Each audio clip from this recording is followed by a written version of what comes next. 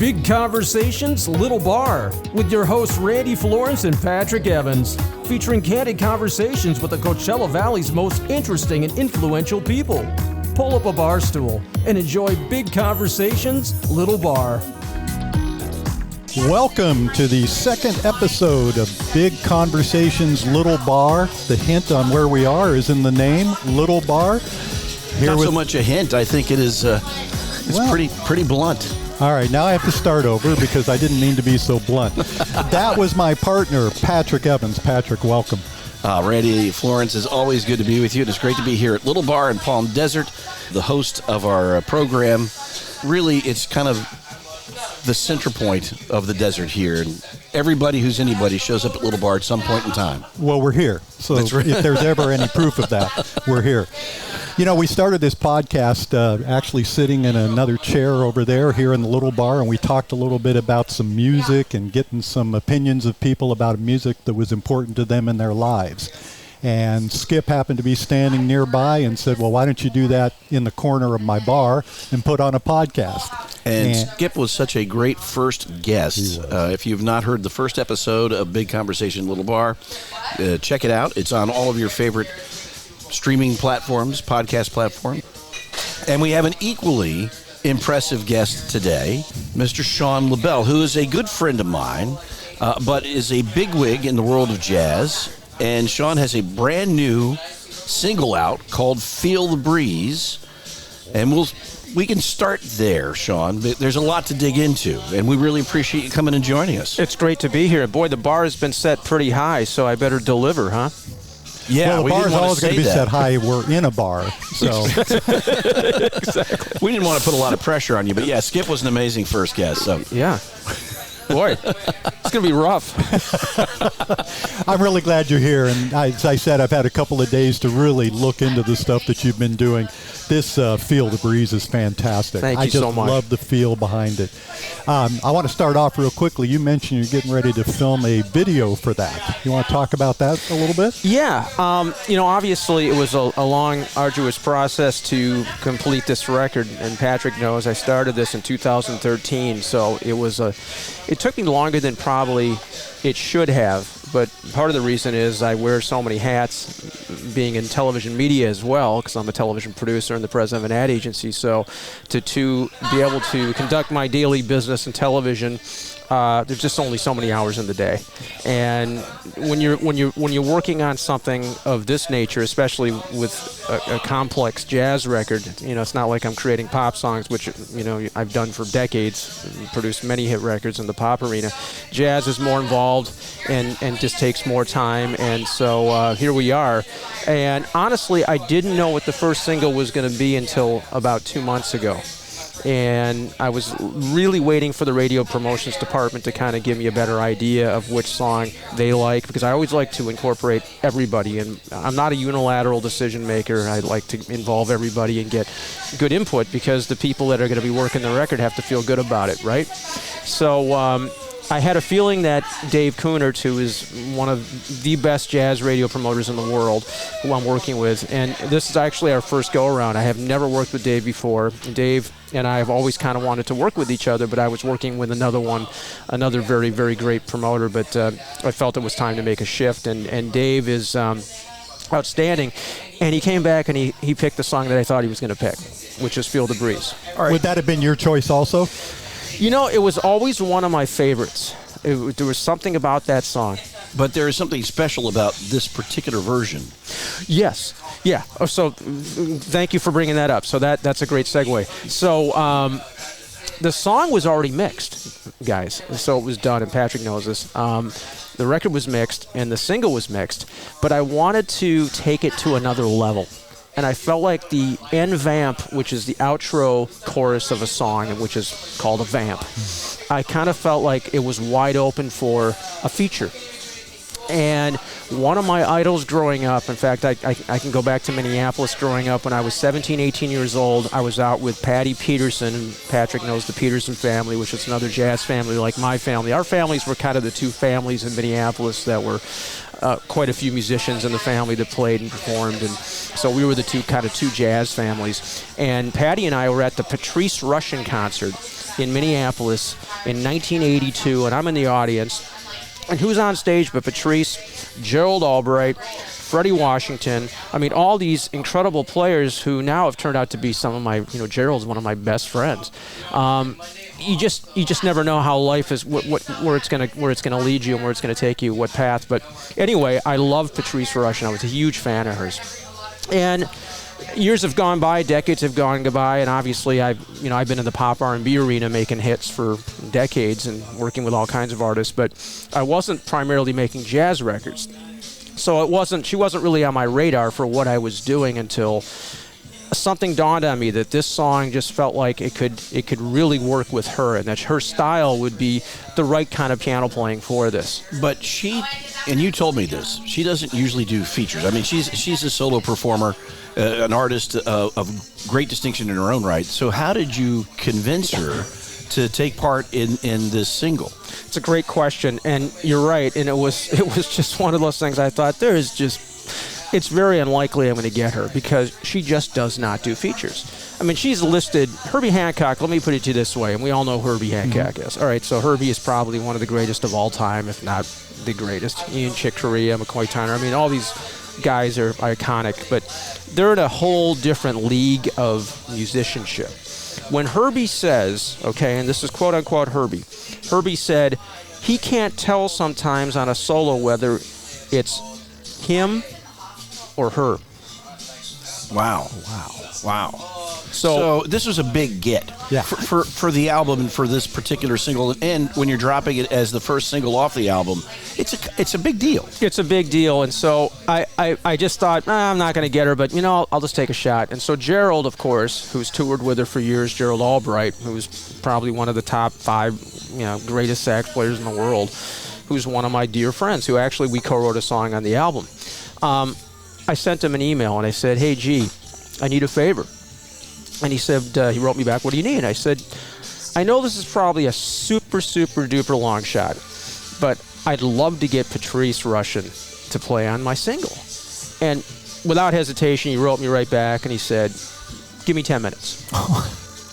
And I was a little in shock because I don't want to say that people in this industry don't tend to help each other, but they really don't. They don't tend to help each other. And so to expect him to actually come through and do this was sort of like, but I know him well enough to know that he's a really good soul, and he's a big supporter of mine. He's always been kind of like a big brother.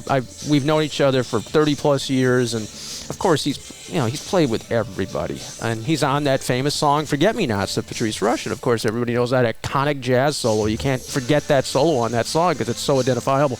Well, anyway, it wasn't even 15, 20 minutes later, and I was out to dinner, actually, coincidentally, with Patrick, with some folks that we work with over at KESQ. And so we're sitting at dinner, and I turned to Patrick, and I showed him the phone, and I said, I got her. And he said, you got who? I said, I got Patrice Rushen. And he said, he looked and he went, wow. And so it was really something, the fact that she did it. And she was so gracious. I sent her the track, and she's not what you would think she is. So obviously there must have been a familiarity with me with her, because she was very, very easy and natural and kind of asked my opinion and was I happy and did she want me to? Do I want her to change anything? So it was very really cool. Did you change anything? I didn't change a thing. And you want to know something? Honest to God, you know me what a perfectionist I am, Patrick, and I am sort of I'm very, very diligent, and I don't hold back my feelings. Anybody that knows me about production knows that I'm a nice guy, but I'm very firm, and I know what I want, and I know what I want to hear. He's kind of hard to work with, is what he's saying. And you boiled that down to just a few words there. Yeah. So, honestly, it was so great. In fact, my older brother asked me yesterday, who's another great piano player in the family, and he asked me, did I, as far as the radio version, did I have to cut it up? And I said, no, this solo was so perfect. It was amazing. From start to finish. In fact, Steve Hall, who is probably one of the most famous mastering engineers in the world, Steve did all the iconic Earth, Wind & Fire records. He mastered the record and the single. And he asked me, where do I want him to cut? I said, take it all the way to the end, just before she stops. I want it all the way. I don't want to lose any of it, because I feel like, I'm not just saying this because it's my record, but I feel like it's one of those iconic piano solos that people are always going to go back and listen to. And Gerald said the same thing. So that's kind of neat to be able to create something that is probably going to be around for decades that people are going to listen to and go, wow, that's a cool very solo. cool. Are you planning on doing anything more with her in the future? I'd like to. In fact, I wrote her the other day and I said, as we move down the road with the record, think I can get you back? And she was totally cool and wide open and into it and collaborating, and we're even discussing the possibility and the idea of playing together live. And so obviously let's hope radio gives it the love that it deserves. Well, there'll be a podcast that'll give it the love it That's deserves. Right. So. That's right. And that, by the way, Feel the Breeze is out right now. It dropped on February 6th. So on all of your favorite music streaming platforms, you can get Shaun LaBelle, Feel the Breeze. And soon, the entire album, Supermoon, will drop. And you've been working on that album. You mentioned, it goes back a decade. You've been working on this. Yeah, I started in 2013, so it was really immediate when I began, because it was literally on the eve of the passing of one of my idols.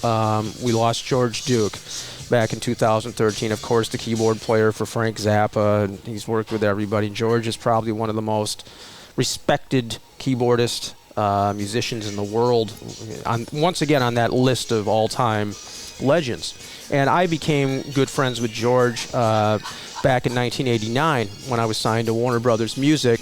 I had written a song called Remember My Love that I wrote with my writing partner from Chicago, Steve Grissett. And we wrote the song, turned it into Warner Brothers, and if you know anything about music publishing, we were staff writers. So we would write songs and then submit them for various artists that we felt that it would make sense for.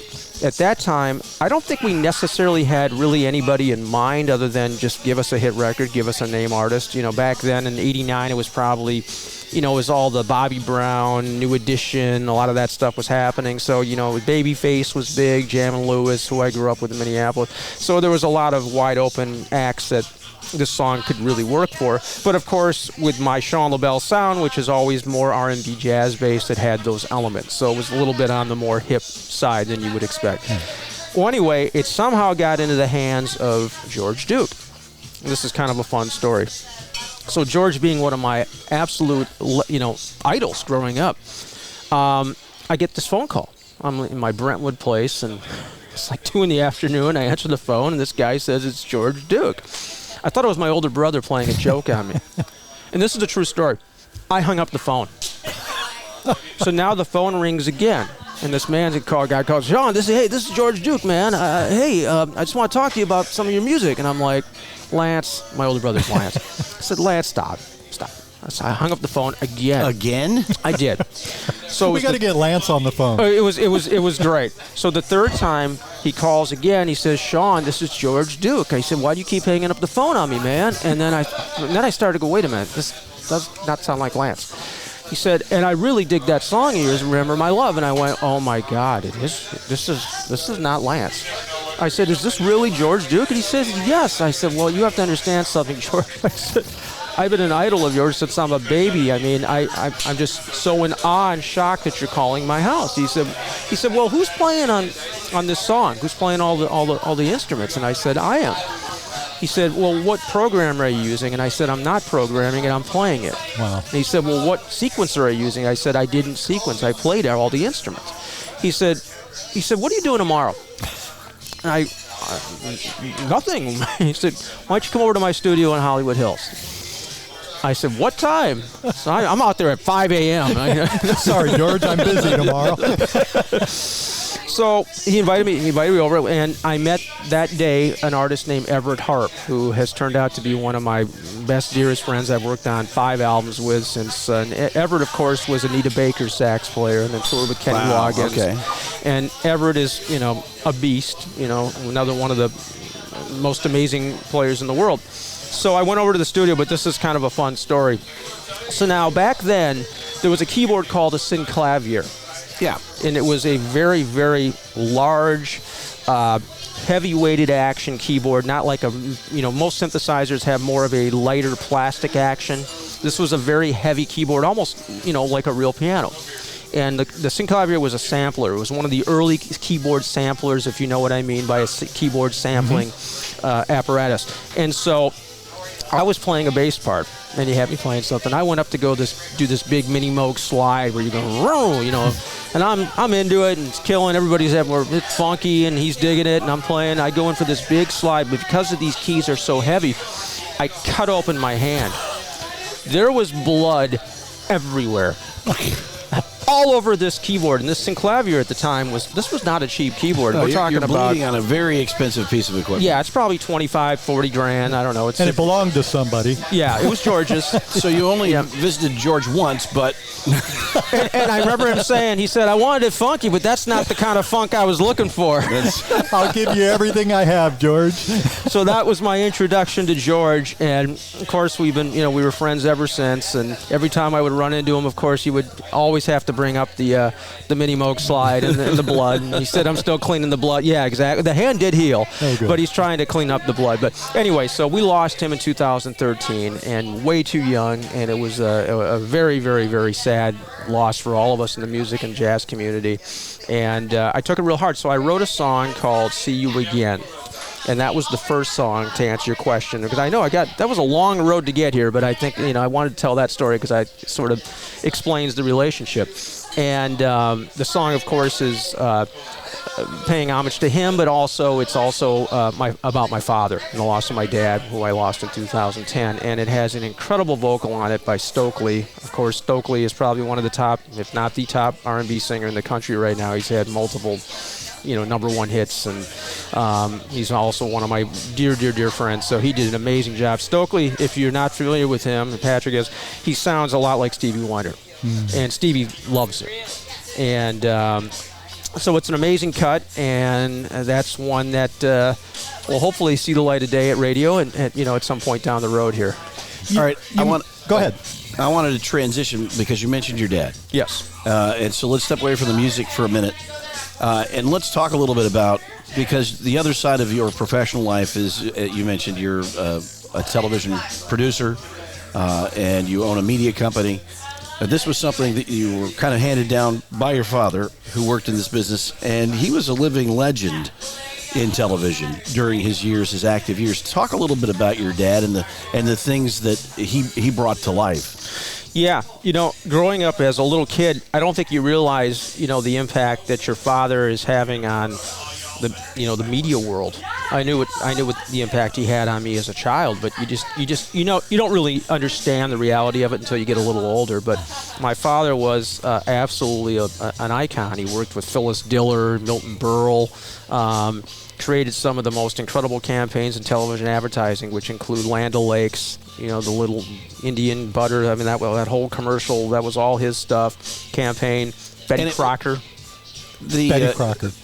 And the Land O'Lakes logo, of course, they changed. They removed the Native American. Yeah. And that was kind of, that didn't sit well with you because No, it didn't sit well with me because where I think people are missing the boat, and I'm not trying to be insensitive here by any stretch of the imagination, because I think where people misinterpret was my father's interpretation and all the things that he did in Minneapolis, like working on Mini-Gasco, which was the Minneapolis Gas Company logo, a lot of Indian-related stuff. But, of course, we grew up in Minneapolis. Exactly. So it was paying homage to the Indian population. And your dad always did things out of respect. And respect. I think that was what was missing in that very corporate decision to pull and change that logo. I think it is a blind march to political correctness, and sometimes we overstep. And I think that was one of those overstepping. Yes. And I don't want to get too terribly crazy political here, but I just think there's a sensitivity now today that I think it's getting a little much for me, and I think people want to they want to interpret things in the way they want to interpret it, and it always seems to have a negative connotation instead of, it's not a negative slant. I mean, if you look at something like the Washington Redskins, there were years and years and years of people who really disagreed with that name, and for good reason. I don't remember anybody complaining about the Land O'Lakes logo. Right. There was no controversy. Not at all. Not at all. I think that was, again, just kind of corporate overreaction. Yes. But that was a logo that your father was involved in creating. Yeah. Yes, and he worked on so many of those creations. Worked on Mini Gasco, and he was involved in the creation of so many of these campaigns. What was his work like with Phyllis Diller and Milton Berle? What was he doing with them? Yeah, so Milton Berle had the Milton Berle specials. Yeah. Yeah, and so he was involved in the production for the Milton Berle specials. And it's another great story. So this is a really good story. And this is a Palm Springs story connection. I think I might have told you this. So my folks back when they were alive, they're gone sadly, but they were members of Canyon Country Club, of course, which is a well-known club here in the Valley. It's no longer here. It's now, I think, what is it, Indian Canyons? Indian Canyons, yeah.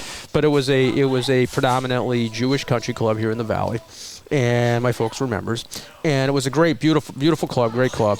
But Milty would be there often, I guess. I don't think my dad ever ran into him. It's a good thing he didn't. So there was a shoot that Milty wanted to move on my dad. He wanted to move it from New York to Los Angeles, but without discussing this with my father. Well, you have to realize back then, it's not like today where you got, a small crew, for a lot of productions, because, everything's so digital now. I mean, Patrick knows I go out and shoot commercials. It's me a lot of times. So, and sometimes I have another guy with me, but, things are done on such a smaller level, and budget restrictions, of course. Everything's budget-minded now. But Milty tried to move the entire shoot, and he did. And he moved it without my father's permission, and my father was really pissed off. And so they had a very, very bad blowout and sort of a breakup, so to speak. Wow. From that. And then they didn't work together after that. That was the end of that. My father, he was kind of, you kind of get where I'm living now, where I come from. So I'm very much, I have my way, and if you don't like it, tough.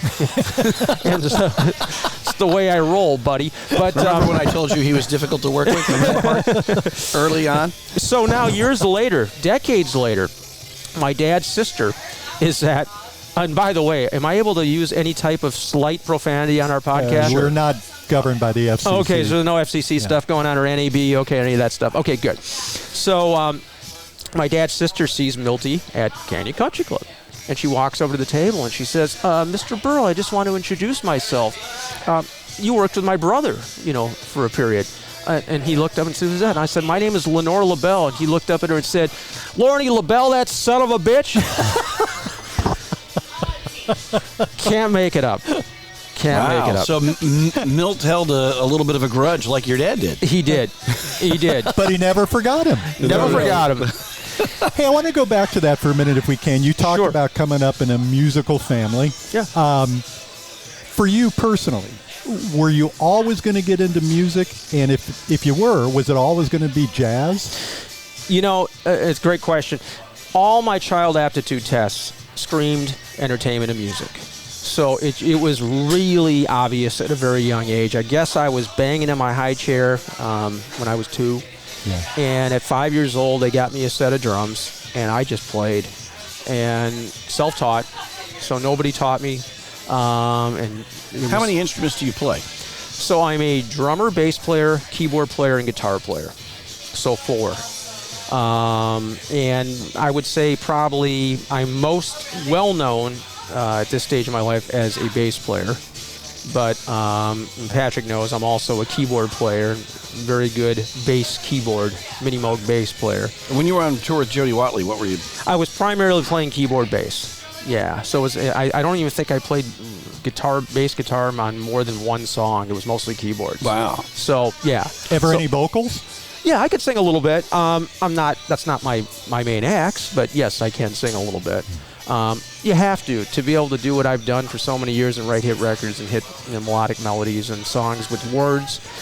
You have to be able to sing songs with words. I used to give Shaun a hard time, and I learned something. I was teasing him.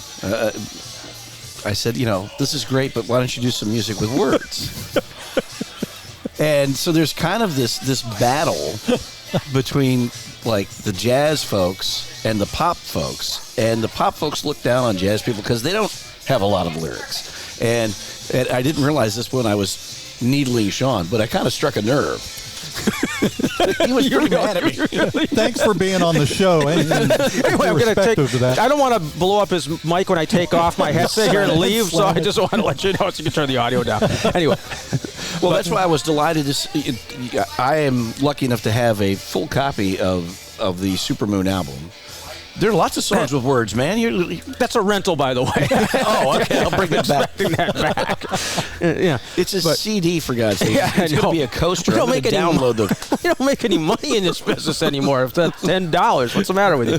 Anyway, yes, Spotify's not making you rich. It's interesting. So you have to understand something. I come from a period in the record industry when we sold millions of records. And now we're lucky to sell 10,000 copies. So throughout my history now, 4 decades, as a writer-producer, I've sold 20 million records. That's with various artists. So back in those days, that would equate to some pretty good dollars. Right, because you're actually talking about the sales of the physical album itself. Right, because back then, that's exactly right, Patrick. So people were buying CDs and buying records, and you were making some real money. But now, nobody's buying albums, and if artists are printing CDs, which I did in this case, a very short, small run, you pay for that up front. That's That's out of pocket cost for you. Right. This particular record, I'm currently a Sony songwriter and producer. I'm signed to Sony. I have been for quite a long time. That used to be EMI Music, which was bought out. But this record is actually out of my own label because I'm proud to say I'm recouped and I didn't have to give it to him. There you go. So I didn't.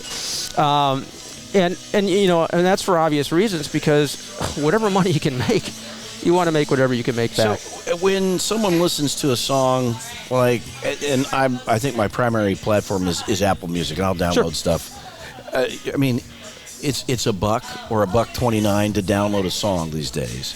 What does the artist get out of that? Yeah, it's pennies, right? No, it's a little more than that because my deal with this particular distributor, they get like 15%, which isn't a whole lot. So at the end of the day, it's a fairly nice little cut. So yeah, we can make a little bit of money. I'm not going to sit here and tell you it's nothing, but it's compared to when you were selling millions of records. Well, in our previous podcast, we were talking with Skip. He was talking about how it is to make money in the music business. To do these shows that they do, you kind of have to own the whole thing, all the concessions, all the merch. And the merch is really where, the touring acts make their money on the merch. No question about it. That's why when you go and you look back at when U2 did their big record or CD, I still call it a record, I'm old school. Didn't even charge anybody for the downloads, if you remember. Yep. Well, actually, they kind of forced them on us, as I recall. Right. We woke up one day and it was sitting there on iTunes. Yeah. It's all predicated on going out and touring now, and touring is where it's at, and that's where I'll make my money off of this project, and of course off of what's called Sound Exchange. I can make some pretty decent money, especially when you start getting airplay on like Sirius XM and stuff like that. So that adds up to be a little bit of dough, but it's not like the old days, sadly. So when you were growing up, did you have a group of friends that were all into jazz music, or was this just a direction you personally decided to head? It was, my older brother, who's already, an incredible pianist by the time I started to get interested in music. He's a jazz piano player. Of course, my dad played, my mom sang. So there was already, lots of jazz. In my house, I wasn't listening to rock and roll. I was listening to Satin Doll, okay? Wow. So, and all the standards, and that's what I grew up listening to. And then, of course, because it was in the house. And so I don't know how that ended up becoming a part of who I am, but it did. And then I started to get real into, like, George Benson, George Duke, Herbie Hancock, Jeff Lorber, a lot of R&B, funk, pleasure, Gap Band, Dazz Band. I was really immersed in funk and R&B. By the time I was probably 14, 15 years old, that's kind of where I was. That's where I lived. So that sort of became, I was sort of an R&B guy, but I was a jazz guy. And then I started, doing a lot of gigs. So as a younger kid, 9, 10 years old, I was already out doing dates, casuals, playing weddings and bar mitzvahs and parties. I was gigging. Were you comfortable with that from the beginning? I really was. And that's all I really wanted to do. My older brother, while he was, going through college and law school, was also gigging in bands at night. And I would go out and sit in and play. And they'd bring me up. And it was like, oh, here's this little kid. And then everybody would laugh and think, oh, yeah, what's he going to be able to do? But no, I got up and played drums. And I killed it. And everybody was like blown away. They just couldn't believe that somebody my age. So it got to the point where club owners were actually telling Lance, my older brother, bring your little brother up because he's kind of don't show up. Lance. Yeah, no, seriously. So they would bring me out and they would feature me at like midnight at this club in St. Paul. It was called the Blue Chip, and Ron Maddox, who was a city council member in St. Paul, was a big fan of mine. He loved me to come out and sit in and play, and so he thought it was super cool and cute. And they were letting this little kid in this bar, Very cool. Yeah. All right. As a performer, you've done an awful lot of work, but you also produced a lot of stuff over the years. And I wanted to talk about you as the co-producer of Ray Charles' final album. Yeah, so that was really, really, really crazy how that came to fruition. So my manager at the time was a guy named Gary Reed. And Gary was a Harvard Law grad, and he actually went to school with Clarence Thomas. So he was one of the few black attorneys that came out of that class from Harvard, which was really amazing. And he was married to one of the Pointer Sisters, Anita Pointer. Really? Yes. And so I was introduced to him through Prince's manager in Minneapolis, because Prince's manager, he thought that Gary and I would be a really, really good match. And so this was in early 1991. And so I was introduced to Gary, and we just hit it off. It was love at first sight, just as far as manager-client relationship. And he was more than a manager. He became like one of my really, really close best friends. And so at that time, I was kind of in between places to live. And so he said, hey, why don't you come up to, and they broke up eventually, which was kind of a sad story shortly thereafter. But Anita lived on the top of Mulholland. And if you know anything about that area, and I know Patrick probably knows exactly what I'm talking about, there's development on the very top, which everybody knows because it was featured years ago on Lifestyles and the Rich and Famous. And this is like where Ed McMahon lived. And this house was absolutely beyond anything I had ever seen in my life, which was actually my first introduction to a Sub-Zero, which we'll get into in a little while, Patrick. I wasn't going to bring up your fetish for Sub-Zero. The second half of the show is about the Sub-Zeros. It's all about, it's going to be Sub-Zeros, where to get them. I'm going to give you the distribution numbers, everything else. Hey, if they want to sponsor our podcast, it's available. Yeah.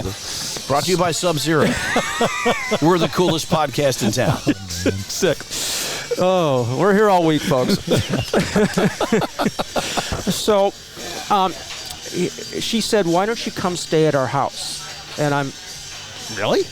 She said, yes. So I literally lived in Anita Pointer's house on the top level for a month. Wow. And there was a butler, and this place was incredible. Studio right in the house. And I remember, this is kind of a funny story. So her neighbor directly across the street was Ed McMahon. And I thought, oh, that's crazy. So one morning I'm getting up, and I had these incredible windows that you couldn't see in. I mean, just beautiful. So I'm out of the shower, and all of a sudden I look across the street, and in the window, and I can't make this up, is a butt-naked Ed McMahon. Hi-oh. Hey-oh. Hey-oh. I was going to go there. Absolutely unbelievable. You are correct, sir. Yeah. Here's my Johnny. I have had quite a life. I am not going to deny that I have not had quite a life. I really have. I've been very blessed, but it's been just incredible, some of the things that have happened to me. But yes, she was really great. He was great. And I remember while I was there, he said, hey, I've got a session for you. And I said, what's going on? He said, well, Richard Perry, of course, you probably know that name because Richard was married to Jane Fonda, and he's been with everybody, even Morgan Fairchild, and he's had some. Anyway, he produced all the Rod Stewart records, and I mean, just I can go on and on. Pointer Sisters records, all kinds of stuff. Classic legend. He's working on this act, and I said, well, what act is that? And he said, well, Ray Charles, and I went, Ray Charles. He said, yes. He said he wants you to play bass. On a couple of cuts. He said, can you get down there like in the next hour? And I said, I'm like, okay. Went up to my suite, up the Pointer Mansion, and I drove over.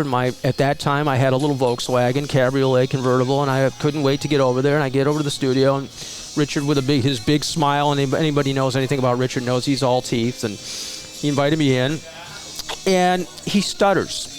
And if anybody has seen him in interviews, he'll, I mean, I say that affectionately, but so he asked me after I finished playing, he turns over and he looks at me and he goes, so what do you think of the record? And I said, I think it's great, Richard. He said, no. What do you really think? And I said, I think it sounds great. He said, stop patronizing me. He said, I know your background. I know your history in Minneapolis and the Prince sound in Minneapolis. And at that time, everybody was enamored with the Minneapolis sound because of Prince and what had come out of Minneapolis, because our direction was very funky. It was a different kind of funk than people had heard before. So he knew that. And he wanted to do something that was sort of slightly cutting edge. And he said, so I said, well, if you want me to answer the question honestly, I will. I said, I think it could be, you could do more programming instead of the real drum kit. He had Vinnie Colaiuta, who's one of my favorite drummers of all time. But I said, if we took it a little more, at that time, that was the beginning of what was called hip-hop, which, of course, everybody knows what that is now today. Well, they just did a big 50th anniversary of hip-hop on the Grammy Awards. So this was sort of when worlds collide, because the idea of actually taking Ray Charles and taking him in a more urban direction, hip-hop, was something that probably people would never have thought of, but that was something that I thought would be unique and different. What did Ray Charles think of it? He loved it. Yeah? In fact, there were several interviews. In fact, there's a great one. I'll have to send it to you, where they asked him, and someone said, Ray, what is this hip-hop stuff you're doing on this new record? And Ray got really pissed off, and he said, let me tell you something. I don't know what hip-hop is. I don't care what hip-hop is. All I care about is great music. And this is great music, and I don't put labels on it. And he walked out of the interview. Apparently, he was really pissed off. Wow. So he just thought it was great, and he loved it, and that's something I can take to the grave. But you ended up doing more than just playing. Yeah. You ended up being co-producer of that album. Yeah, I ended up co-producing several cuts on the record, and it was crazy. When I thought I was going to be there for a day, I was there for 3 weeks or a month. And Richard leaned on me for everything, and he said, here you go. Here's my Rolodex. Call whoever you want. And at that time, that was Benny Medina, who is, of course, everybody knows who that is. And, Benny, that record, I think it's going to go down in history probably as one of the most expensive records of all time. I don't even know how much it was, but it was millions. So, yeah. Just for the players and the... Oh, yeah. Yeah, that literally had everybody on that record. I mean, to your point, it was one of the last records he ever made. So I was calling everybody. And so it was a blast, and it was so fun to work on, and to be able to have that kind of capital to be able to call whoever, the best singers in the world, whoever you want to use, and I did, and it was great, and of course it had its share of controversy because of the hip hop element, that the purists that wanted to hear Ray Charles in its pure form, and I took it in an artistic different direction, so it was scrutinized at the same time, but I'm proud of it. Besides yourself, who are we going to be listening to that's popular now in jazz 50 years from now, we're listening to the ones from 50 years ago? Yeah, that's what a great question, Kevin. Randy. Okay. Sorry, I was talking. Patrick's the only one who doesn't know my name. No, Randy. I was talking to somebody earlier today, and I was on with another friend of mine, Kevin, for most of the afternoon today. So I apologize. He's working on my promotion for my record. So there are so many amazing young artists now coming out of Asia. I don't know, and it seems to me what's weird about it is these young Asian artists, young piano players, they're getting younger and younger and younger, and they're getting more and more amazing. Where there's a couple that I can't even think of their names right now. I've got like a mental block, but some of these young kids are sounding like Herbie Hancock, and I think that there's going to be some people coming up here that are going to go down in history that are going to be like that. But will they ever make it to that level of like Herbie? I don't know if we're going to ever, at least in my lifetime, I don't know if we're ever going to hear anybody that's quite that. Well, in any lifetime. Yeah. There's not many. No, I don't think so. I don't think so. And that's what makes me so sad when we lose some of these guys like George. And, I still have several of my good friends that are around. I put Jeff Lorber in a class like that. And, Jeff's brilliant and getting older now. And, I always worry about him because he's a kidney transplant person. And so, some of these amazing players like that, there's just not that many of them that are on that level. By its nature, jazz really has no boundaries, but it has changed over the last 100 years. Where do you see it going from here? Where do I see it going? I don't know where it's going to head from here. All I know is that it's been highly disrespected, in my opinion. I think it's really tragic that I don't even watch the Grammys anymore. I know that sounds horrible. I just don't. I'm just tired of the same artists. Although a friend of mine won last night, who I've actually performed on stage with, which I thought was really cool, Bonnie Raitt. Fantastic. And so I played with her in Canada at the Winnipeg Folk Festival decades ago. Wow. And so I thought that was really cool. Amazing song. That she won. Amazing song. And her brother, Steve Raitt, who we lost to brain cancer several years ago, was our mix audio person in Minneapolis and multiple bands that I played with. So the Raitts are great people, and I was really happy to see her win, and I'm disappointed I didn't see that. And it was really amazing because there was somebody on Facebook that some writer, I don't know who it was, this unknown blues artist. And I'm like, are you out of your mind? Yeah, that was some 14-year-old music writer. I mean, it's like, come on, get it, So you were talking about the music you listened to growing up was the music that your parents were playing. But when you started kind of picking the music that you liked, what was the stuff that you were listening to? Like what music inspires you? Yeah, I think probably one of the early artists that I would probably, my older brother Lance, if he were here, he would agree that probably the record that I wore out and I would play drums along with every day after school. You have to realize I was not like most kids. I wasn't going out and playing. I was going home and I was practicing You're drums. not like most adults either, by the way. It's true. Yeah, that's true. That's true. On the Sub-Zero website every night. That's not like most adults, But I would be jamming to the George Benson Breezin' record, if you remember that record, which is probably still one of my favorite records of all time. And, George just had such an impact on me, and I loved his records. And so George would probably be one of the first ones that comes to mind. Did you ever play with him? No, I haven't. I have a lot of friends that have played with him, of course. In fact, Michael O'Neill, who's on my record, is his current guitar player who tours with him. Michael's on the single See You Again that I brought up. So that's my connection to George. And no, I haven't even met George, which is kind of ironic. Really? Yeah. I know, with all the friends. I mean, you have so many connections. I'm kind of shocked at that. Yeah. No, I haven't met George, and it was even kind of ironic that I had never met Patrice either all these years. You've played with Bonnie Raitt, but you've never met George Benson. No. That's crazy to me. Yeah.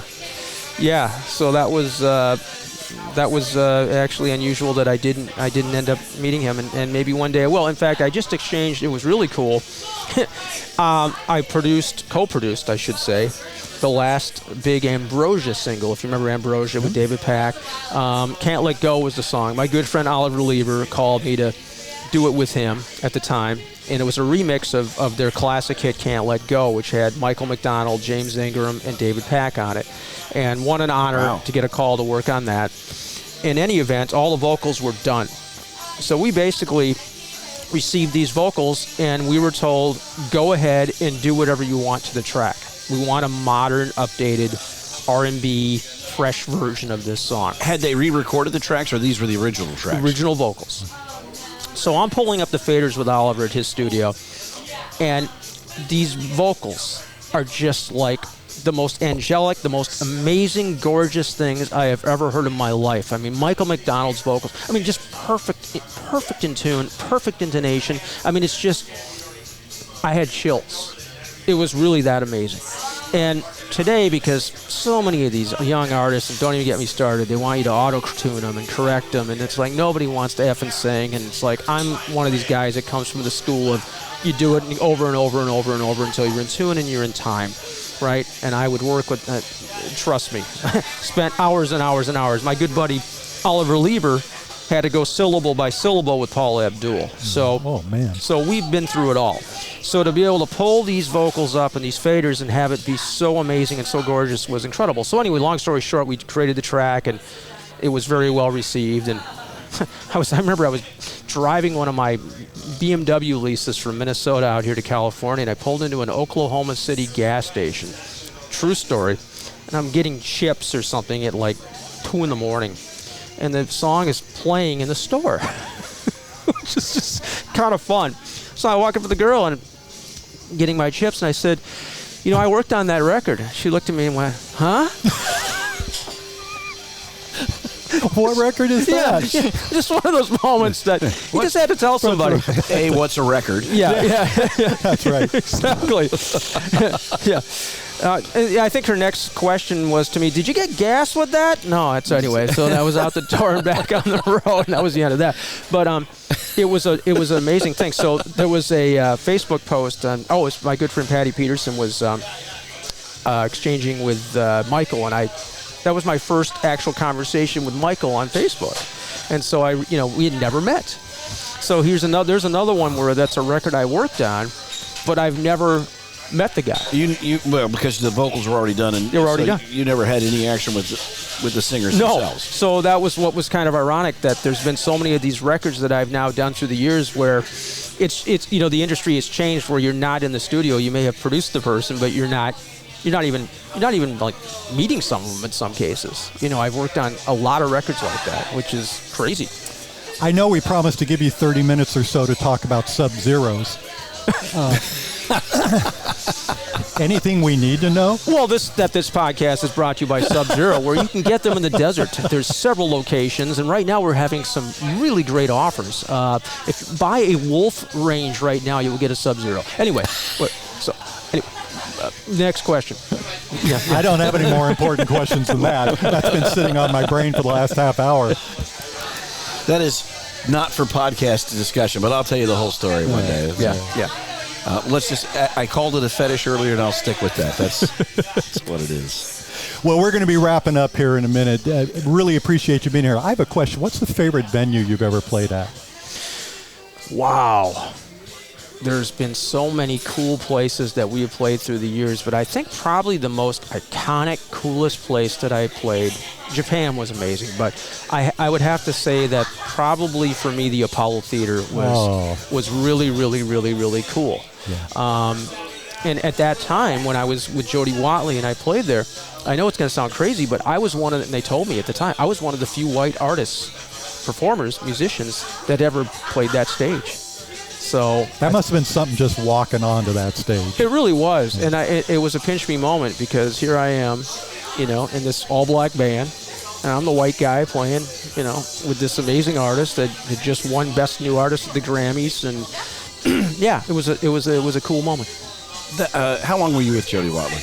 You guys? So I did her. This was her biggest tour to date, which was the Larger Than Life tour. So that started in, I think, February and went until like September or October. So that was her biggest, longest tour at that time, when she was a major star.